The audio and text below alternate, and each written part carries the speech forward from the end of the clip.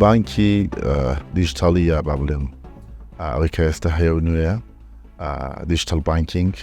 جیاوازی و با بڵێن خاسیەتەکانی لەگەڵ ترادیشنەل بانکە تەقلیدیانێک کە پێشترێمە لە عێراق و ئەو بینیوانە و دنیای دەرەوە سەردەمێکە تیان پەڕاندوە بەڕاستی و لە لەو نێوەندەش بانکی ئۆنلاین بانکینگ هەیە کە ئێستا تا حەدێک لە عێراق خەریکە جێ بێتەوە. جیاوازەکان باس بکەین. ترادیشنەل بانک ئەو بۆ بانکانن کە وەکو بینین دۆ بانکە حکوومیەکانن کۆمەڵێک بانکی ئەهلیتر کە پەیپەر بیست ئیشەکەن واتە لەسەر شێوازی کۆن بە کاغەز و بە فۆرم و بە بڵێ سەردانکردن و مەوجودی خاوەن هەژمار یا کەسی خوازیار بۆکردنەوەی هەژمار و بەکارهێنان لە هەموو حاڵەتەکانی بەکارهێنان چ لەکردنەوەی هەژمار لە ناردنی پارە لە ئاکێشانی پارە و لە ئاخیریکی بۆ هەموو عملیەک پێویستی بە وجودەتی کەسەکە هەیە و ئەرک و ئەوەی بەکارهێنەر قورسترەکە و لە بەرامبەر دیجیتال بانکینەوەی کە ئێستا FIB وەکو یەکەم بانکی دیجیتالی ئەوەی کردووە زۆر جیاوازە و تاوا پێچەوانەی ئەوەیە کە لە پێشتر بینیومانە. ئەتوانم بڵێم بانکەکە یەتە نێو ماڵی تۆ یەتە نێو گیرفانی تۆ یەتە نێو مۆبایلەکەی تۆ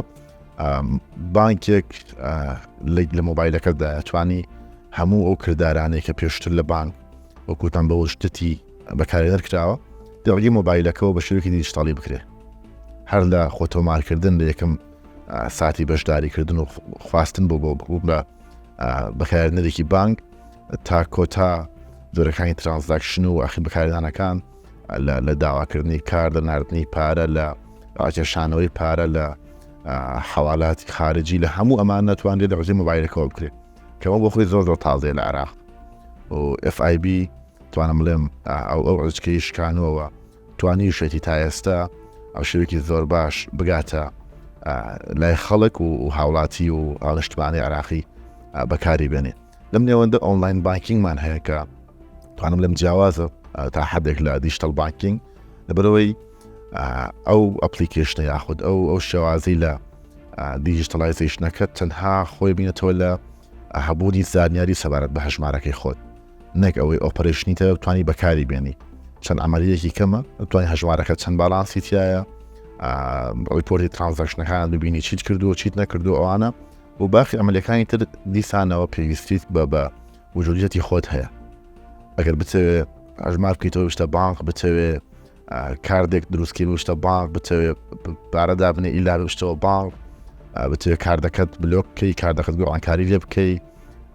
دیلیتی بکەی هەموو ئەمانە هەر دیسانەوە بە چونە بانکی ئەوێت لە باقی دیجیتالی جیاوازە هەموو ئەمەلیەکانە بە دیجیتال نەک تەنها هەبوونی زانیاری و هەنی ئەکسێزی ڤیو تەبێ بەس بەتەنیا ئەوە جیاوازەکەی لە بینی ئەو سێ تایپە لە بانکی ئێستا لە عێراقێمە هەمانە بەڵام لە کۆتایی تانم لەم هەمویان بە ترادیشنەڵ کە کۆنتری شێوازی بانکینگە باشترە لە تەعاملی کاش و کاش بیست کۆمیونیتی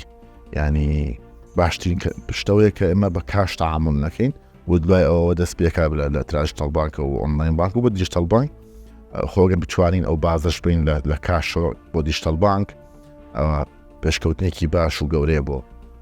کۆڵگەیەکی وەکو ئێمە کە تا ئێستا ئاشناین بە بانک چجای بە دیجیتال بانکینگ ئاستی.